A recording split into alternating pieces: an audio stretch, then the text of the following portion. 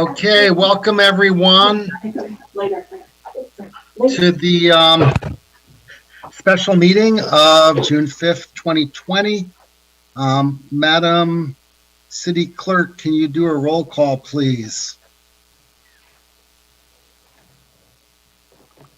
Madam City Clerk, are you there? I don't see her.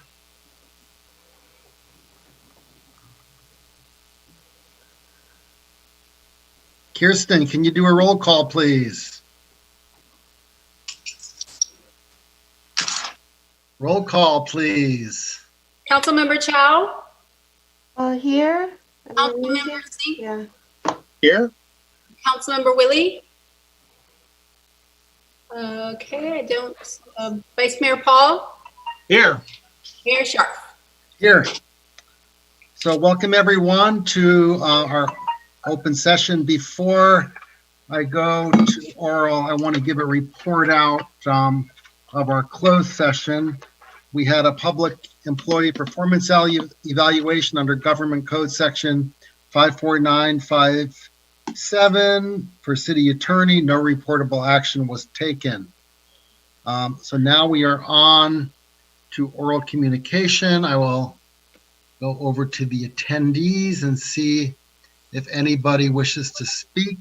Have you received, Madam City Clerk, have you received any written communications for oral? I have not, Mr. Mayor.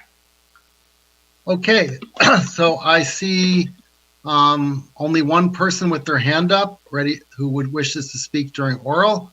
Welcome, Mooney. Could you hear me? Yeah, you're on. You have 3 minutes. Okay. Good evening, Mayor and the Council. So thanks for the opportunity to speak.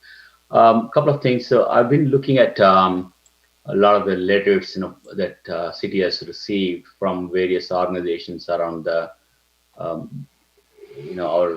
country in terms of, what we should be doing given what's happening, as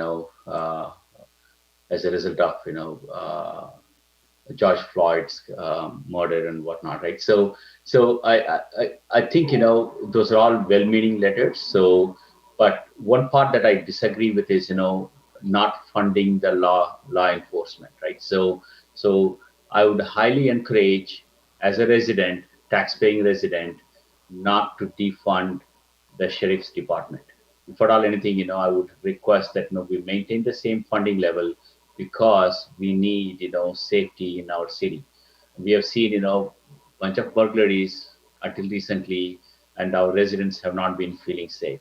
What I would request the city do is attach conditions to the contract where we will have a zero tolerance for any kind of a bad behavior that may lead to, situations like, like what we are witnessing. We don't want to see any of those. Right? We don't want, anybody getting treated badly, right? So please attach, zero tolerance condition to the contract, and also, verify and encourage that they do participate in the sensitivity training and all those kind of stuff, right? Because we want them to be trained. We don't want them to use, max force on every situation. Apply the force as it makes sense, right? So treat residents and human beings the way that, you would like to be treated. So just make sure that, we have the right conditions in the contract so that, we can pull back, as needed or not take actions. Thank you. Okay, thank you. Madam City Manager, do you want to comment on any upcoming plans for a session with the sheriff regarding all these concerns? Yes, but I'm probably more prepared to do that after the reso item that's on. Okay, yeah, okay, that's fair enough. Okay, so I don't see any of the other attendees with their hands up. Yeah, if you wish to talk, please raise your hand. If not, we will move on to ordinances and action items. Okay, seeing no one, we will move on to item 2, adopt a resolution affirming the city's commitment to stand in solidarity with the Black community. Can we have a staff report, please? Yes, Mr. Mayor. Katie Nomura, Assistant to the City Manager. I'm here to present the draft resolution to you this evening. At the June 2nd, 2020 council meeting, several council members delivered very heartfelt statements in response to the killing of George Floyd on May 25th in Minneapolis, Minnesota. And the council felt that the city urgently needed to respond and issue a resolution affirming the city's commitment to stand in solidarity with the Black community. And the proposed resolution tonight is largely drafted from those council member comments. And there is a desk item that was provided to you. The only difference in that desk item is that the word Black in Black community was capitalized, as we are learning that that is the preferred way to have it in written form. Okay. So has everyone, I read it yesterday. Has everyone else read the resolution? Does anyone have any discussion on it? Yeah, I had commented about the capitalization based on some research friends did, and I'm delighted with it, and I really appreciate the mayor and staff putting this together. I think it's important at this time, and as we know, as we'll hear, right? There's a protest tomorrow. We discussed it last time, and I think it will be very helpful to have gone on the record prior to tomorrow. So thank you. Okay, thank you. Anybody else? John? Mr. Mayor, Councilmember Willie is having a little problem. He's trying to log on right now, but he's delayed. Okay. Darcy, do you have anything? It's a very good resolution. I've read it. I think it reflects the totality of what we discussed this past Tuesday, and I would support it.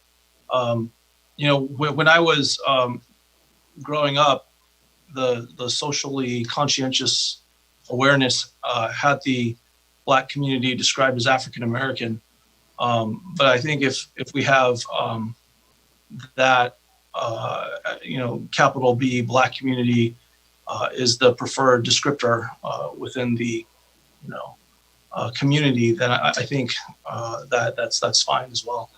So I would say that talking about a condemnation of racial inequity and balancing that out with regard to what has happened in particular, most recently, which was just horrific, but historically as well, is very well captured here. It doesn't go on. It's just a page and a half, but I think it's a very straightforward and decent encapsulation of the concerns that we had expressed on Tuesday evening, as well as members of the community.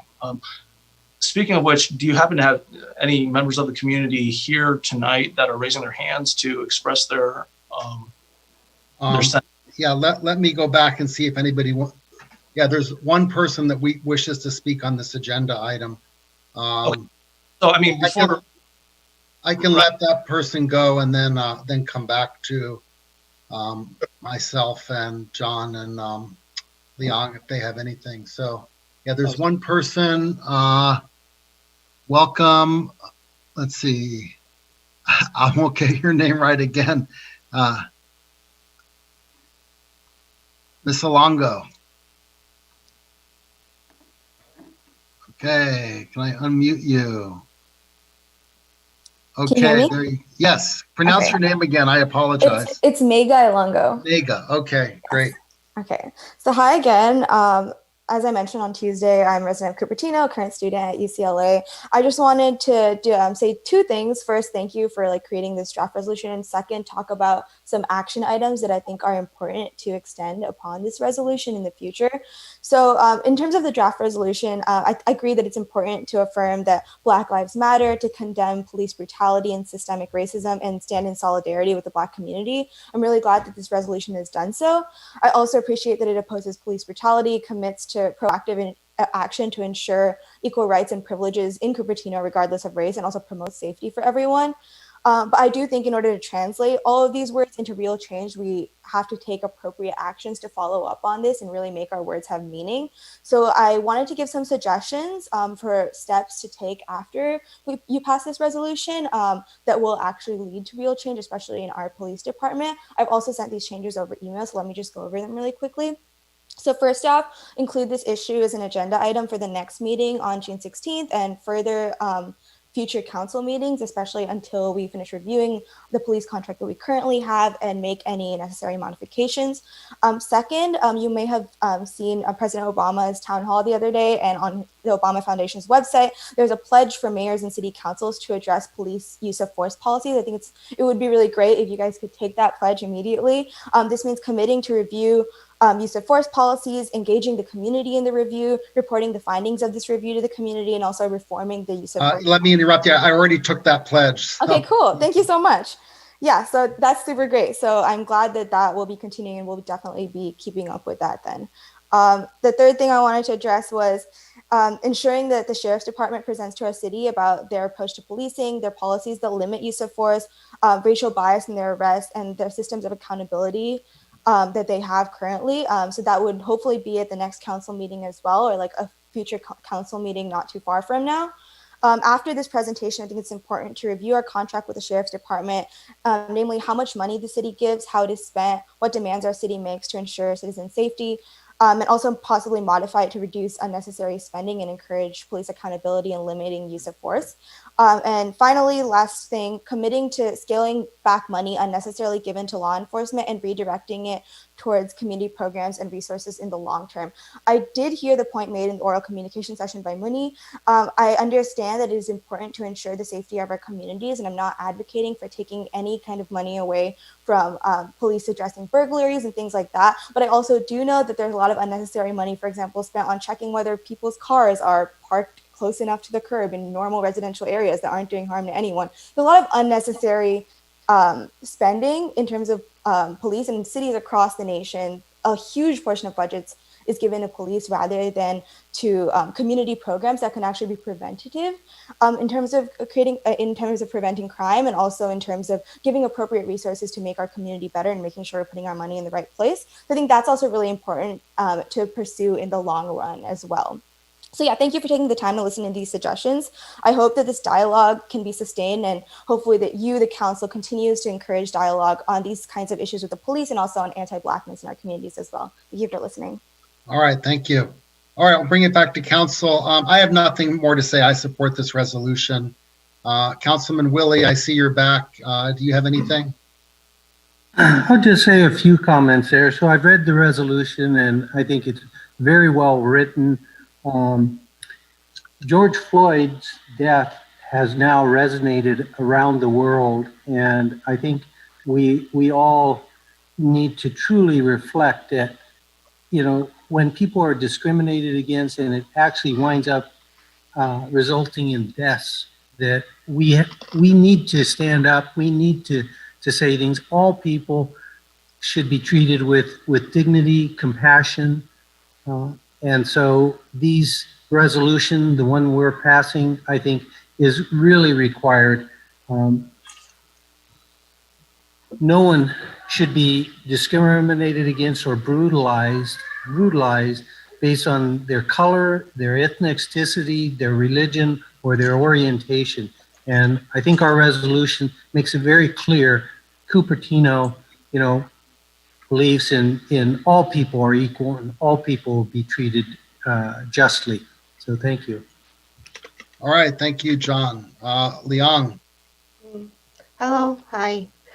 So yeah, the resolution is well written. I support it, and I'd like to make some comments on, since I've done some research since the last council meeting. As an Asian and immigrant, I don't know much about the background that with the Black community. So when I first learned about Black Lives Matter, my first reaction was Asians get discriminated also, especially during the pandemic. We were attacked, we were ridiculed, we were bullied, stores were weren't destroyed, and no one talk about that. And as a woman, I get discriminated all the time also. And then I said, oh, all lives matter. And some people tell me that's offensive. So I looked it up. Why is that offensive? Then I realized it is offensive because Black Lives Matter was started because all the killings by the people who are supposed to protect us. And then I talked to so we are talking about a totally different kind of discrimination that's at a different scale. So now I understand that, yeah, it's a different kind of discrimination. All Black Lives Matter doesn't mean other lives don't matter. It just means we need to make sure Black Lives Matter, and then we might achieve that all lives matter. And I also had a chance to speak to a friend who is a teacher in CUSD. He's Black, and so I was able to understand what it was like being Black, because he has to teach his kids. He has to have the talk. You need to behave this way around police. Otherwise, you might suspected of doing certain bad things. So for them, even when they are trying to do their very best to behave really well, people will assume they're criminals just because they are Black. For Chinese, we experience discrimination, but it's totally different kind of discrimination. And I cannot imagine going through life being scared of even going to a place because someone might suspect I'm not supposed to be there because I'm Black, and then someone might call police on me. I cannot imagine telling my kids, you need to be careful because you might be just putting your hands in the pocket. Someone might assume you will be doing something bad. That's no way to live a life. So now I understand the importance, and Black Lives Matter started in 2013. And there were protests, and in 2016 there were protests. There were videos made by Asian kids actually telling their parents why Black Lives Matter, because I know this week a lot of Asian parents are fighting with their kids right now because they don't understand. So, but then we are back here again, 2020, and the same thing keep happening. We really, really, really need to do something so that people shouldn't have to live in fear when they are doing everything right. Yeah. So thank you. Okay, thank you. Mr. Mayor, I just I have want to make you aware there's two people. Yes, I do. I see two more people. So, Uma, welcome.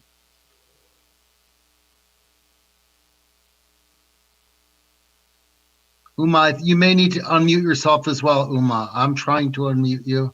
Okay. Well, Thank you you, go. Mish. Thank you, Mish Okay. Rav. An excellent, I don't know what it's called, speech or whatever. It was amazing. Thank you so much for your support and your solidarity. Tomorrow, I missed the early part of it, so I'm not sure if it was already covered, but tomorrow there is going to be a march. And one of the members in the community had reached out to the police to see if they could participate in the march so that, we could have a peaceful march. But the police chief apparently declined. And I wanted to bring you the example of Frisco, Texas, where, which is obviously a much more, let us say, less diverse compared to Cupertino. And I would say even more charged compared to Cupertino. But still, the police chief marched along with them. And because of that, the protest was very peaceful. A lot of people are concerned that it may not be peaceful, and they're concerned, obviously, for the kids. And we all are concerned for the youth in the community. And if you, Meshra, if you could reach out, I know it's kind of last minute, but if you could reach out to the police chief and see if not him, if somebody from the community can march along with us, that would be greatly appreciated, and it would ensure the safety of our children, who are the future of the community. And what time and where? Okay, this is the next agenda item, actually. So why don't we finish with the current agenda item before we talk Okay. about the protest event? Okay. Okay, so now I have Jahan Dastur. Welcome. Hi, can you hear me? Yes. Okay, I'll make this quick. I just really want to thank all of you for your solidarity, and specifically Liang. What you said, you really won our hearts, and I think this is truly the example of what it means to be an ally, and it's a journey of constantly educating ourselves and learning more and improving. And I just think what you said and your support and your effort to really reach out and talk to people and learn about this is so inspiring to all of us. And this is definitely, I want to be circulating the video of this afterwards to show my community and my circles what my city is doing. And I'm really moved and proud of what's happening here. So just thank you guys. Okay, thank you. So I will make a motion. What? Mayor, you're okay. Sorry, you motion. I'll second. I'll make a motion to adopt resolution affirming the city's commitment to stand in solidarity with the Black community. Sorry, adopt resolution number 20-071, affirming the city's commitment to stand in solidarity with the Black community. And I very proudly second your motion, Mayor. Thank you. Madam City Clerk, can you conduct a roll call vote? Councilmember Chow, Aye. Councilmember Sinks, Aye. Councilmember Willie, Absolutely, yes. Vice Mayor Paul, Aye. Mayor Sharp. Aye. The motion carries unanimously. Wonderful. Thank you. Next, we're on to the city manager's status report on the planned protest event in Cupertino. Welcome, Deb.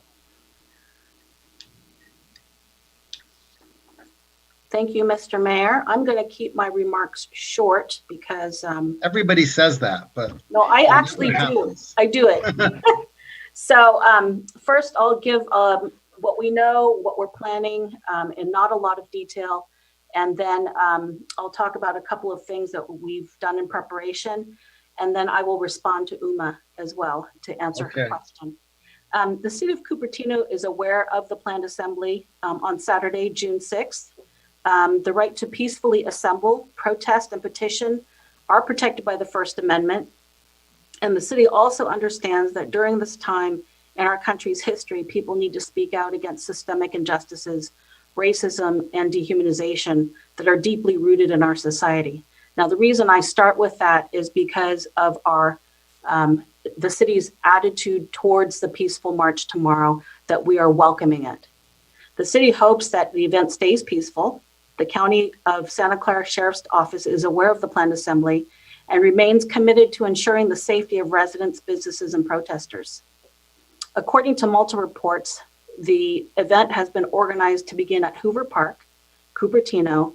The timing of the activities has been reported to begin at approximately 2, although it could be 3, with assembly and opening speakers. A march is anticipated to begin around 3 o'clock along South De Anza Boulevard, passing the Sheriff's Department substation to Wildflower intersection. A closing assembly and speakers are planned back at Hoover Park. The organized event is scheduled to end at 6 p.m. There are no credible threats to other city facilities or businesses in Cupertino. However, given repeated civil unrest stemming from largely peaceful planned demonstrations, the city will activate the Emergency Operations Center to manage resources and maintain situational awareness during and after the planned event. I have spoken and coordinated with our emergency response team, primarily with Captain Urena, and in reaching out to the organizers, they do not wish police participation at this time. So that is why he is not participating. The other thing I would like to say is during the event tomorrow, We're hoping that, of course, it stays peaceful, as I said, but just in case, we have a draft emergency order for curfew that I will only use at the very, very greatest extent if we need it. And that's if things go really sideways, which we do not think it does. I can do this in one of two ways. I can do it and the city council can confirm it afterwards, or we can hold kind of like an emergency Zoom meeting for you to take in the order as council. So, but again, we can make those arrangements for tomorrow in case it goes sideways. I'm happy to do it either way, but it is drafted and ready just in case we need it. And that is the end of my, one more thing. With regard to Sheriff Lori Smith, I am working directly with the Sheriff's Department to arrange for, I'll call it a meeting or a forum or something, to provide an opportunity for the sheriff and maybe others and the public and council to discuss President Obama's 8 Can't Wait metrics and how the Sheriff's Department, it's a use of force kind of framework, and how the Sheriff's Department has made modifications to that framework or not, and just working on that. So we'll just see what the dates, how the dates come up. The other thing that I'm working on is I have amassed a few resources to prepare for special viewings, webinars that we can hold, or Zoom meetings with regard to implicit bias, diversity and inclusion training, as well as anti-harassment and other types of training that would be helpful in this theme. And that will map out in the next weeks to months. There's a great implicit bias study that was done by Harvard, where they kind of filmed the study and they do blind orchestra interviews. So you don't know what gender, you don't know what color, and it ended up increasing the number of women in the orchestra by 70%, and that's 70. So it's quite an amazing thing to watch, and you learn a lot from it. So that's just one example of some resources I'm pulling together for all of us. And that's the end of my report. Okay, any council comments on the report? Yes, thank you. Go. Thank you. So I appreciate the speaker for the prior item talking about Obama's town hall. It's well worth review. It's so refreshing to have a national leader be able to speak authentically about this. And the fact is, in the Obama administration, there was a 20th century policing blue ribbon task force. Mm-hmm. So he talked about that. He had prior Attorney General, his Attorney General Eric Holder on. And I think, when we do get the sheriff at the right forum, I'd like to have members of the public actually be able to, there ought to be some we ought to hear from the sheriff and understand how she reflects on what's been going on. And, aside from what I talked about the other day on use of force, I'd like to hear about her thoughts on such things as that the recommendations on 21st century policing from, I think it was 2015, as well as this plan of, immediate steps, these 8 steps that were also enumerated. I think, the community and the council, but particularly for I think this is important to most people in the community who see what went on there in a progressive city of Minneapolis, and are thinking, what the heck? And what could we expect from our police under similar circumstances? And so I think, I think we start by wanting to really listen to what the sheriff has to say, and then see if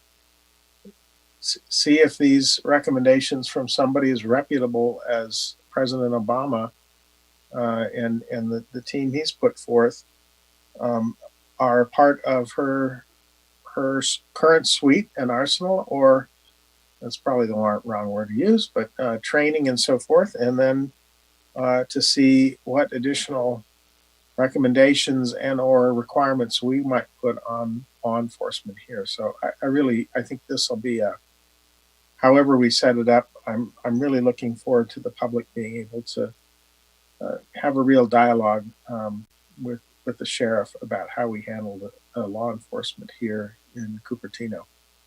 Thank you. Great. Thank you, Rod. Darcy.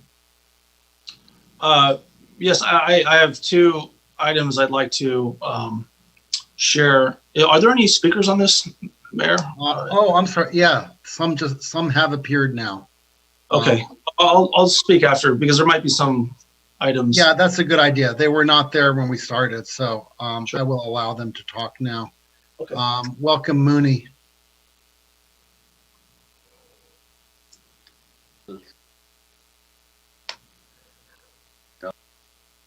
Mooney.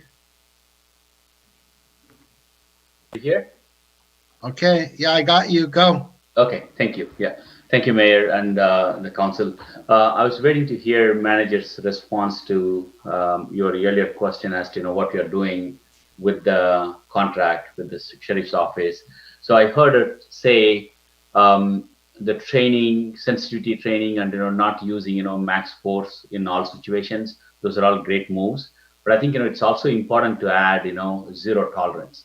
If you really look at what happened in George Floyd case, this police officer had a history of violations, right? Things that you wouldn't normally tolerate, right, on the job. But despite he was allowed to continue, and it landed us where we landed now. So please make sure that to include zero tolerance, right? We don't want to tolerate that kind of a behavior, and that's very important, right? So I just wanted to bring that to attention. And Council Member Liang Chow, great job. You opened my eyes to something that I wasn't thinking about, right? I'm very sympathetic, and I identify with the cause, but you took it to the next level. Thank you. Okay, thank you, Mooney. Next is Manali. Welcome.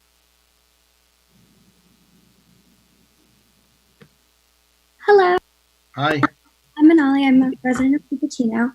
I was just coming to talk today because I was wanting something about the protests to be addressed. In the news, we've been seeing that there has been intimidation or abuse by police officers during this protest, and I was wondering if you guys could address what Cupertino is doing to protect the right for us to protest, and whether or not riot gear would be used or tear gas or anything like that, just so that we can be informed.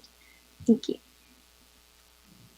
Hey, Madam City Manager, you want to respond? I will do my best. We actually welcome the peaceful protest, so we are making preparations that don't involve, say, preemptive moves in order to prevent protesters from going one place or another. You'll notice, for example, that City Hall itself is not what they call a hardened exterior. We haven't boarded up windows.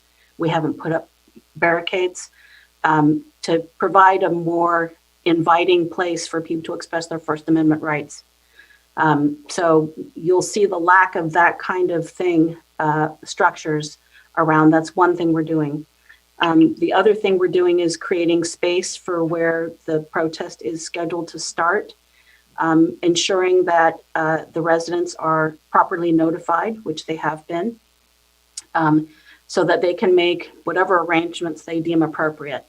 The city itself cannot encourage or prevent people from participating in the march. So hopefully nobody thinks that the city is being biased one way or the other.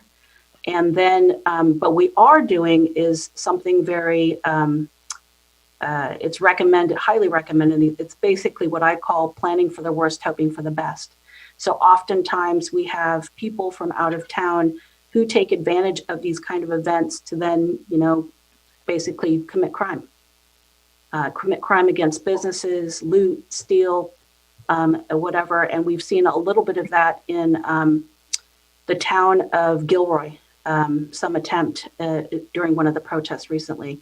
However, all of our information that both the sheriff is collecting and that I collect from the other city managers is there have been a number of peaceful protests of different sizes throughout the small cities, not only in the West Valley, but throughout Santa Clara County, that have gone super smoothly, very peaceful.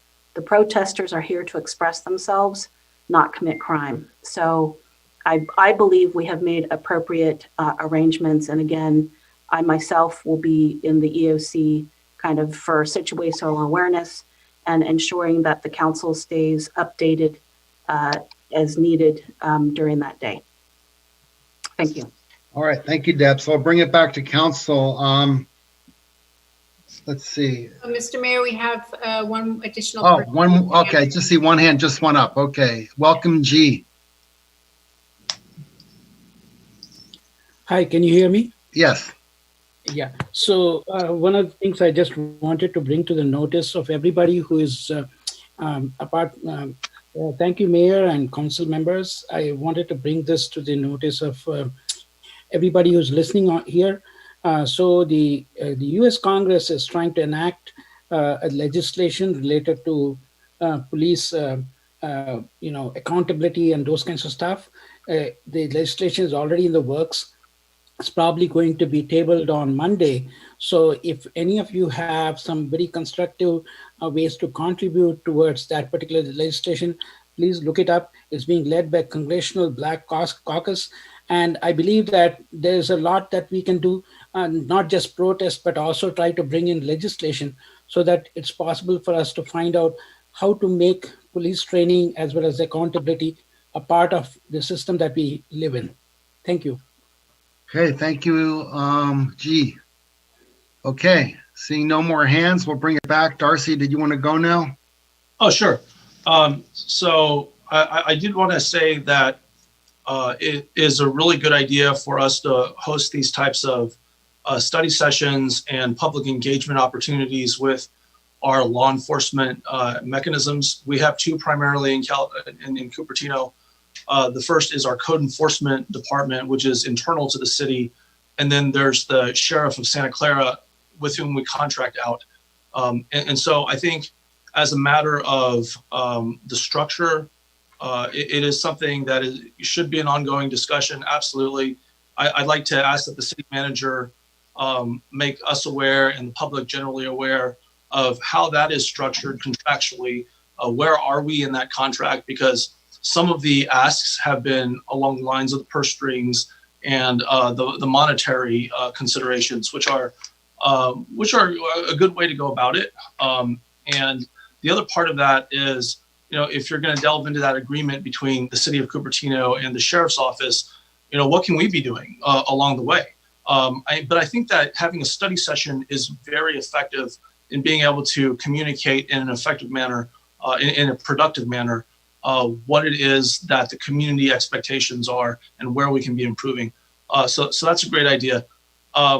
This second comment kind of speaks to the first speaker, and that was, what are we doing to ensure that we don't have intimidation and abuse? Of course, no tear gassing. I can't guarantee that won't happen. But I think that from the interactions that we've had, or at least, certainly, firsthand on my part, talking to the city manager as well as the West Valley substation captain, I think that they are dedicated to making sure that our free speech rights are protected and that we keep this a peaceable demonstration that shows unity and support. But for my own part, I do plan on being there. And so hopefully they don't see fit to tear gas the vice mayor of Cupertino.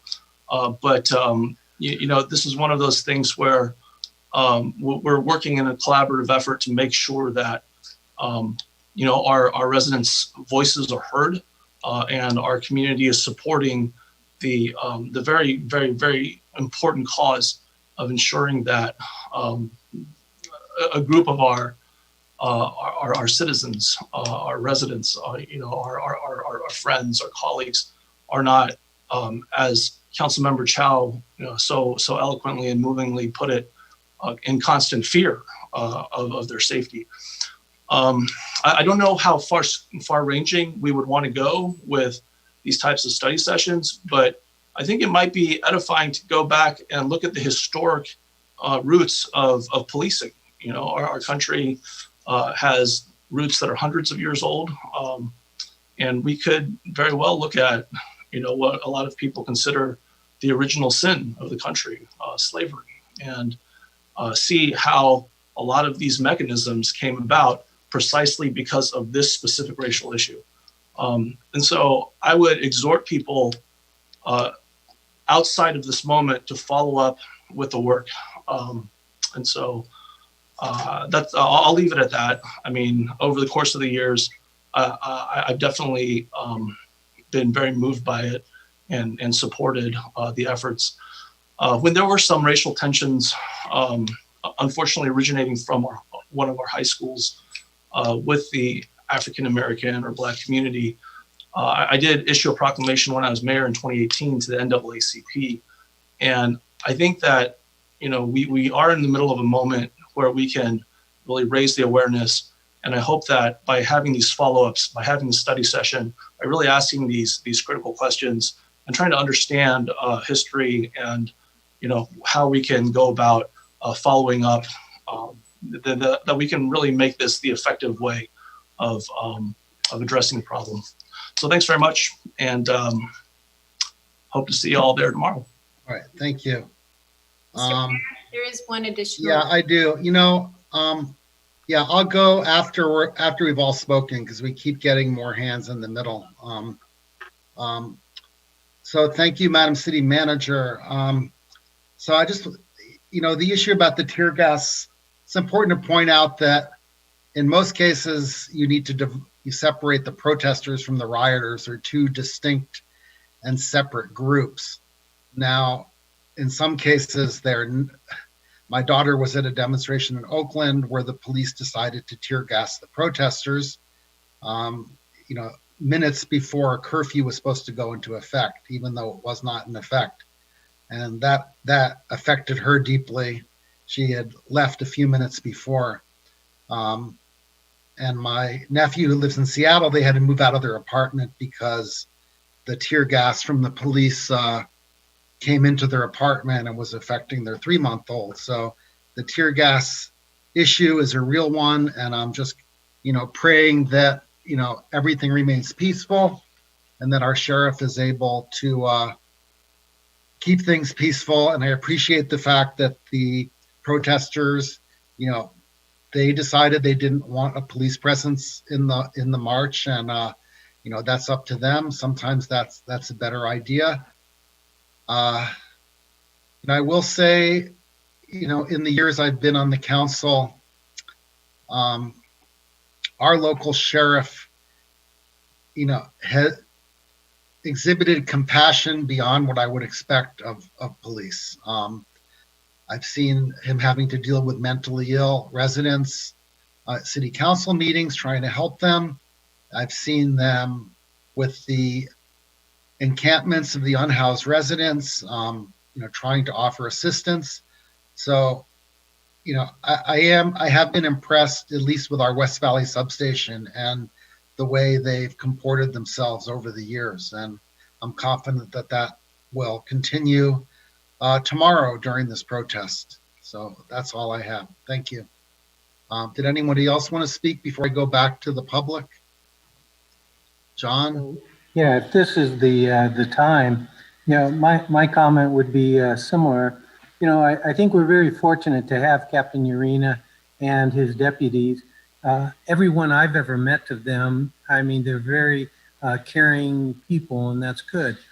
But not everybody knows that, and so I do think it's good to make it known that the message that we want, like one resident said, zero tolerance. To me, that's a very simple message that you don't need to explain. Zero tolerance.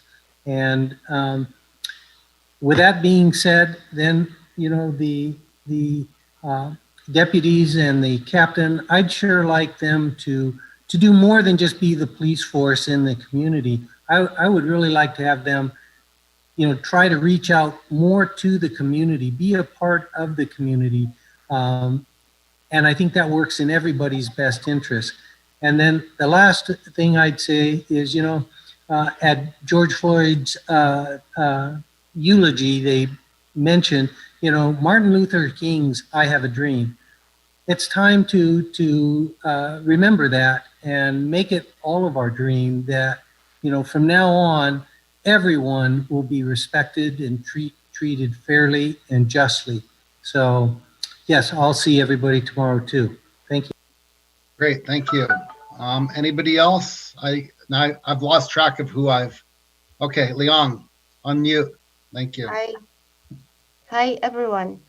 So, as a parent of a current high schooler and a college freshman, I do wish my kids could stay home and observe social distancing at this time.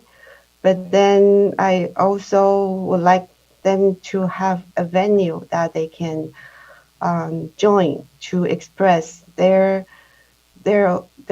opinion, their feelings about this.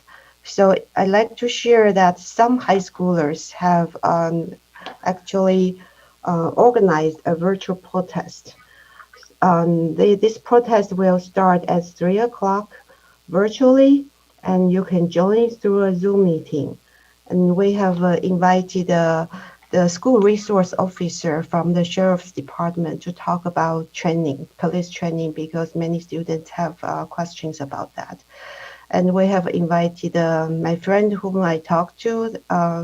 He will share his journey growing up and his experience as parent of two kids. One of them is autism, what he has to be afraid of for his kids, and as teacher. So we will start at 3 with some discussions, and then we will live stream. If someone would like give us a live stream of the protest, so people can virtually join the protest. And I think anyone who joined virtually can also prepare your sign or even a screenshot on your background to show your opinion in there. So I hope that's something that can provide an alternative. If your parents won't allow you to join the protest, if you're a parent who are concerned of, it should be a safe, peaceful protest. But some of us are protective of our children. And I'd like to say that at this time, I think we need to keep in mind that 99% of people are always have good intentions. 99% of police decide to be not protect profession to protect us, but they also need our help. We need to provide them tools to better do their job. This has to start with not blaming each other, pointing and say, you are anti this, you are anti that. This needs to start with a conversation so we can try and understand, put ourselves in other people's shoes so we understand why are they thinking that way, where they are coming from. No one start out wanting to discriminate someone. They might have a different perspective because of their upbringing. Let's understand each other and start a conversation. And of course, then we do need policy changes so that this can be enforced. Thank you. All right, thank you. So I will go back to public comment. Uma, welcome. Thank you, Mayor Shroff. Vice Mayor Darcy Paul, Council Member John Wiley, we look forward to your support because, as I said, our kids are going to be there and I want to make sure that they are well protected. So your presence will go a long way, and I do really appreciate. Council Member Liang Chao, thanks for your amazing speech. And also for the virtual meeting. I think that's a great idea for those who cannot participate for whatever reason, and they should be able to participate remotely. That's awesome. So if you can share the link. Oh, right. Thank Right. you. The link. Oh, sorry. Yeah. The link is tiny.cc/virtual protest. Tiny.cc/virtual protest. Tiny-cc. Tiny.cc/virtual protest. Okay. Okay. Is that it? Thank you. Yes, got it. Thank you so Okay. much. Thank you. Mhm. Next I have Ron. Welcome, Ron. Oh, allow to talk is not, oh, I can't let you talk because you're using an older version of Zoom, it says.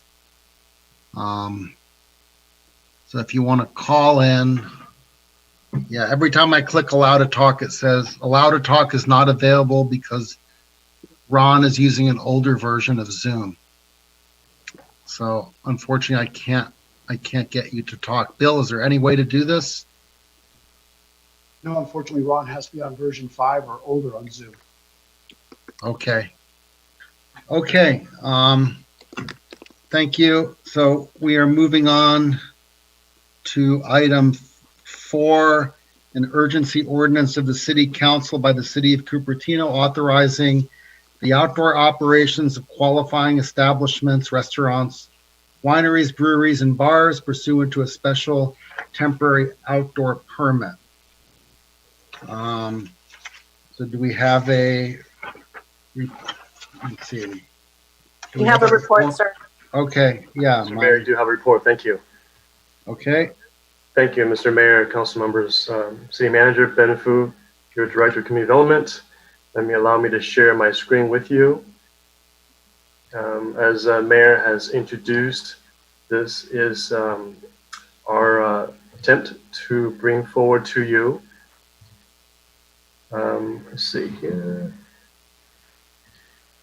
Okay, we're on. Perfect. Bring forward to you the urgency ordinance to authorize the outdoor operations for qualifying restaurants, establishment restaurants. A little bit of background, as you see here, shelter in place orders, as well as some updates. We have more information in our staff report and resolution, so I won't go into details of these. I would just note that the one from June 5th, which is today, the amendment that allows for outdoor dining, which is the reason why we're here. Currently, there restaurants, wineries, breweries, or bars are not authorized to serve food or beverages on site until, of course, a later stage of phase 2 or later phase of stage 2. The county today will allow outdoor dining. The proposed ordinance establishes a permit framework for qualifying establishments to operate in conformance with the updated county shelter-in-place order. The county has released Appendix C1 for additional businesses to operate. There are a number of items on here. We've attached this to the agenda as well. I just want to mention a few of these limits. One limits outdoor seating to no more than 6 individuals at a table from the same household. Members of separate households, of course, where living units are not allowed to dine at the same table. All tables must be separated to accommodate a 6-foot minimum social distancing. Alcohol can only be sold with a meal and not independently. Bar areas must remain closed to customers and no entertainment events. Outdoor dining, seating arrangements, and food service must be in compliance with local laws, regulations, and permitting requirements. Facilities that open for outdoor dining must offer curbside pickup, takeaway, and or delivery services.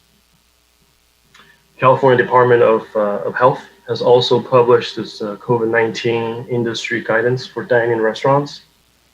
We have attached a copy as attachment D as well with agenda. Basically, what this does is limits the spread of COVID-19. In order to limit the spread of COVID-19, the guidance allows restaurants, wineries, breweries, or bars serve food and beverages on site to provide service at a reduced capacity in conformance with state and county guidelines. Now, to allow Cupertino's dining establishments to operate safely, we're proposing a special temporary outdoor dining permit program. This program will allow qualifying establishments to add outdoor seating. Currently, as you may know, the Cupertino Municipal Code does not permits restaurants to provide outdoor seating without a conditional use permit if such seating is limited to 20% of the indoor seating of the restaurant. Otherwise, a conditional use permit is required. What we're proposing with this ordinance is to temporarily suspend this requirement and also allow establishments to serve food and beverages outdoors while ensuring compliance with state and county guidelines. The ordinance will require these businesses to apply for and obtain a special temporary outdoor dining permit. With this permit, which is modeled after our existing special events permit, and in addition to having a Cupertino business license, the applicants must comply with the following requirements. I listed a few here on the slide, and I will mention a bit more to follow. It would limit the number of seating for such an establishment to the occupant load permitted under the original certificate of occupancy for the tenant space. In other words, if the restaurant was approved to have 100 occupancy level, that is the total you can have inclusive of outdoor seating. All seating should be placed to allow adequate social distancing. We're also asking for a site plan or a floor plan that can help us identify or verify outdoor seating areas so that we can make sure that it is for the right establishment. It provides accessible path for travel and also not encroach into any existing egress. These are per the California building code, and also not to be located within 6 feet of crosswalks or right in front of the fire hydrants. If the applicant is requesting to utilize privately owned parking space for outdoor seating, the number of spaces used shall not be more than 50% of the requirement for the establishment. The parking space must be adjacent to the business. In other words, if you have a parking requirement of 10, for example, then 50% of that you can utilize to accommodate your outdoor seating. And moving on, no food preparation shall be allowed outside. No permanent fixtures are allowed. Operation must comply with requirements by city and county agencies and departments. The special temporary outdoor dining permit may be approved conditionally, approved conditionally or denied by the Director of Community Development. Any conditions imposed will be necessary to ensure compliance with the reopening protocol of the state of California, also our county, and of course to protect public health and safety. Now, because we're utilizing an existing procedure that already exists and does not have a permit fee, this permit itself will also not have an application fee. The intent here obviously is to make this process as smooth and easy and accommodating as possible. Therefore, we found it better to modify an existing process rather than creating a new one. This permit would be non-transferable, and only the establishment for which the temporary permit is issued would be permitted to operate. The proposed ordinance is not a project as defined by section 15378 of the California Environmental Quality Act, or known as CEQA. Therefore, staff's recommending that the City Council find the action exempt from CEQA and enact urgency ordinance. With that, I conclude my presentation. With me is your Economic Development Manager, Angela Sway. We're here and available to answer any questions. Thank you. Okay, thank you. Let me see if there's any participants that wish to comment on this. No one has their hands up. May I make a couple of summary reminders? Sure, whatever. So just a short comment that this kind of expeditious emergency ordinance is meant to complement the item on the June 16th City Council agenda for small businesses as well. So the idea here really is to expand their floor space to accommodate their original occupancy so they can economically recover a little bit faster. Thank you. Great. Okay. I don't have any questions. Does any other council members have questions, or should we entertain a motion? I have a question. Okay. Hi, I think I mentioned that I was wondering, does this apply only to business or bars? How about other small business who may be able to offer like shoes outdoors for sale, or is that already allowed for them to open business to sell shoes, clothes, or books? I mean, because if we are opening restaurants, people are going to come, then that might help business around the restaurant if they can open. But then maybe they're not allowed. Are they allowed to open now? If not, should we also allow them to open their business outdoors? If not, if indoor is not allowed, I don't know what's allowed or not. So let me try it at the top level first. There's a specific change in the current shelter-in-place order that allows for in-store shopping now, which would describe some of the stores that you're talking about. And this ordinance, to the best of my knowledge, would not preclude them from using some outside space. So this ordinance will allow any business, they don't have to be restaurant, to use outside space for business, display their merchandise, right? Angela, would you like to follow up on that? Because that's not what the staff report says. That's why I'm. Yes, Angela Sway, Economic Development Manager.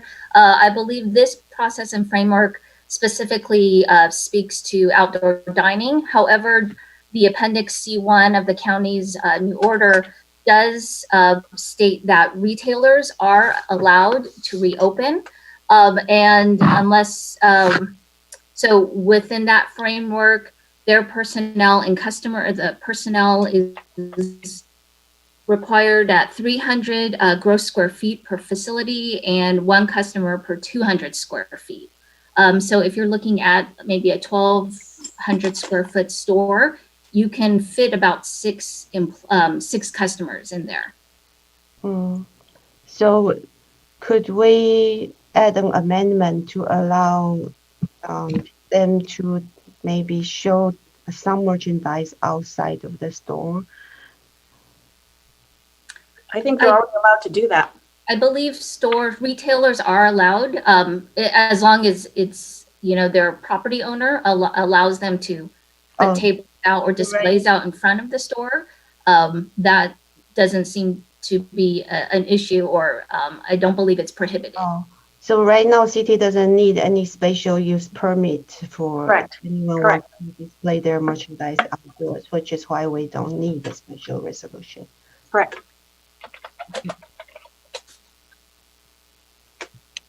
Okay, is there anybody else? On, go. Okay.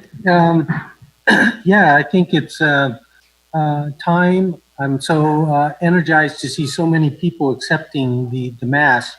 But that being said, this ordinance, a couple of questions that I have on it is that when they get the permits, how do they know the social distancing in terms of placement of tables, chairs? Is somebody from the city going to be assisting with that? I think it could quickly be overwhelmed with so many establishments. So that's my first question. And Angela has been working that with all of the retailers, so they know what the county requirements are for social distancing and face coverings. And then she has taken our donations and gotten them to all the businesses who wanted them.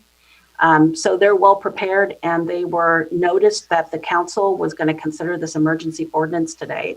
So they've all been making preparations, and their understanding of the social distancing requirements as required by the county. Yeah. So that's the last part there is kind of what I'm focused on.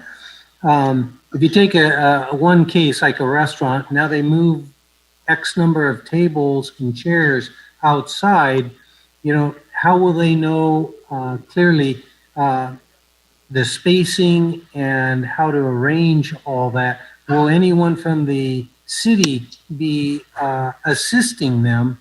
I mean, I worry that if all establishments do it on their own, we're going to wind up with a real mix of what it looks like. Some would comply, to the letter, and some wouldn't, just simply because they didn't see it quite the same way. Yeah, so with their permit, so they have to submit like a layout or a plan. Excellent. And then Okay. via that permit, we say yes, and then they would have the dimensions on there, and that's how they get approved for their layout. Also, Councilmember Willie, if I may as well, we also have a designated planner for this particular permit that has been doing special events for a little bit. So he's prepared for any kind of questions and help the public as we typically do. Typically be over the counter. In this case will be over the counter virtually, right? So, but City Manager Fang is correct. We do have asked for a plan that we can kind of look at and help measurements and things like that. So the next piece of the puzzle, it's real good. You go to Safeway or Home Depot, they have the red marks on the floor, for the lines to the cash register and stuff.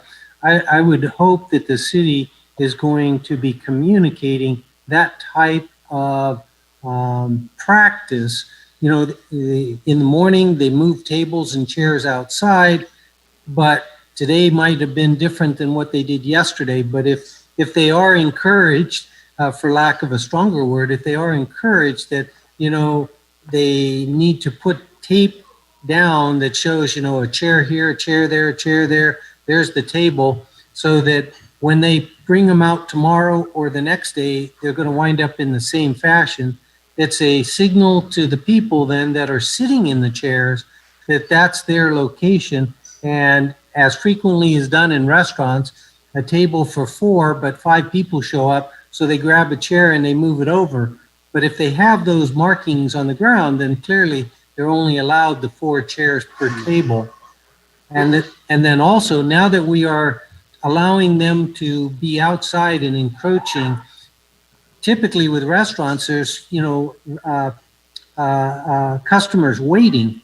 And so then there again, being sure that the waiting customers are not intermixing with the tables that are there, especially if they know somebody, and want to go and talk with them. No, those indicators, I think, would be a key to success, which otherwise could wind up with some problems that, would be unfortunate. So. No, we have it. Don't worry about it. We got it. Great. Okay, is there anyone else that wishes to speak on this? Yeah, I would. Oh. Yeah, thank you. I think this is, I'm really happy that we've gotten this together, coincident with the reopening. And so I really appreciate city staff doing so. And I think as policymakers, right, our job is not to go dissect the plan and try to improve it. That's what we have staff to do. But my only question is which parties we've consulted with in order to make sure that this is going to work for the restaurants that would like to take advantage of this.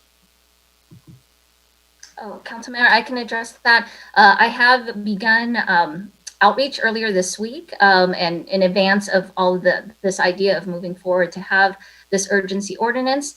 I've been speaking to restaurants, to businesses, as well as commercial property owners. And as part of this effort, we are encouraging the commercial property owners and property managers to submit a site-wide, more comprehensive plan for that would include all of their restaurants. So the individual restaurants won't have to submit on their own. Again, this from the feedback that I've been getting, everyone is very anxious to be allowed for outdoor dining because of the weather is nice. And again, to be able to begin their economic recovery. So in order to get this to us quickly, you got some input. We may get some additional input that may cause us to modify the plans a bit if what we're doing is not working. Is that basically it? Correct, but all of our guidelines are following what the state and the county is allowing. And we have been trying to get out educational material, just as Councilmember Willie was concerned, Right. letting folks know that the tables have to be 6 feet apart, also suggesting lines coming in or reservations, they're kept to the side, or they're called from, Right. you know, maybe they're in their cars and then they're called to be allowed in. So we are trying to get that educational piece out there as well. Good. And so the other thing is there's nothing in what we're doing that tries to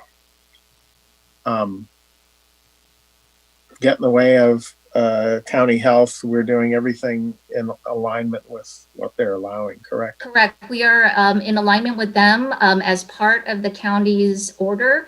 A social distancing protocol checklist has to be completed, posted on the entrance doors, as well as a large check mark that shows that you self-certify that you are in compliance. And then as part of our permitting framework, we will also, I believe we're working towards a certificate as well to show that you are complying with the state, the county, and now you have applied for our permit. And finally, I'll say a couple of residents approached me about this idea last week, and I know they spoke with the city manager. So I know, you know, there's been some real grassroots support from people who would like to be customers of these restaurants, and I'm really looking forward to a healthy, a reopening that's healthy for everybody. And I'll move this item. Well, I don't think everyone has had a chance to go yet. Wait, Leon, did you go? I don't remember now. No, Haven't? I did talk. I did mention, yeah. Okay. So I will share my screen here for a second. So this is an idea. Let's see. Can I even share my screen? I don't know. Okay, share screen. So this is what was done in Germany. I don't know if we want to do this as well. The outdoor restaurants. Can you see my screen? We can't mandate that, sir. Okay, that was just an idea. Okay, I will, I just thought it was very clever as a way to, you know, I was really concerned when I saw what happened in Las Vegas this weekend with the, there's no social distancing, they're not wearing masks.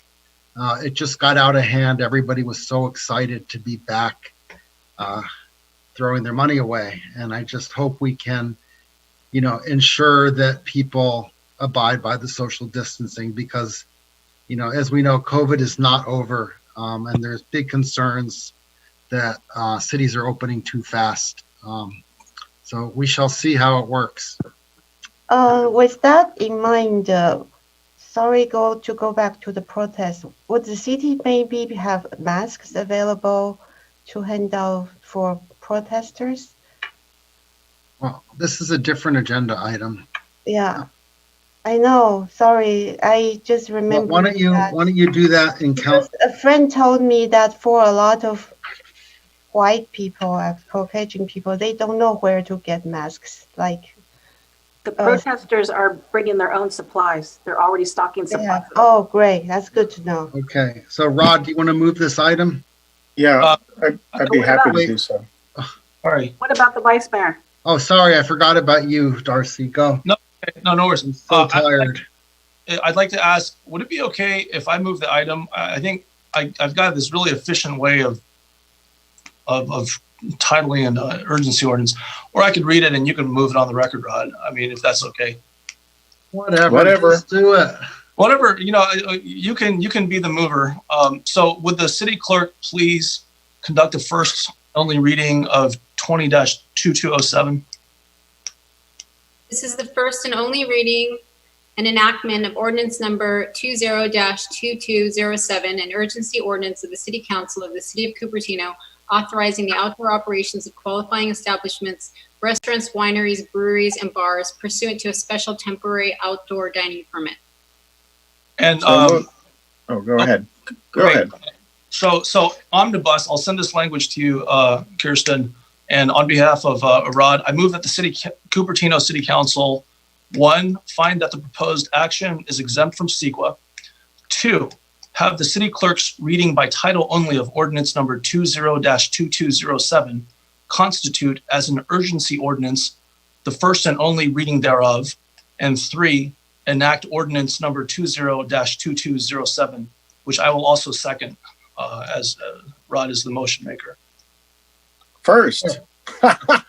Wow. Okay. Great. Kirsten. Councilmember Chow, Aye. Councilmember Sinks, Aye. Councilmember Willie, Aye. Vice Mayor Paul, Aye. Mayor Sharp. Aye. Motion carries unanimously. Okay. Seeing no other items on the agenda of this special meeting, we can adjourn. Everybody stay safe. Thanks. Thanks, Mayor.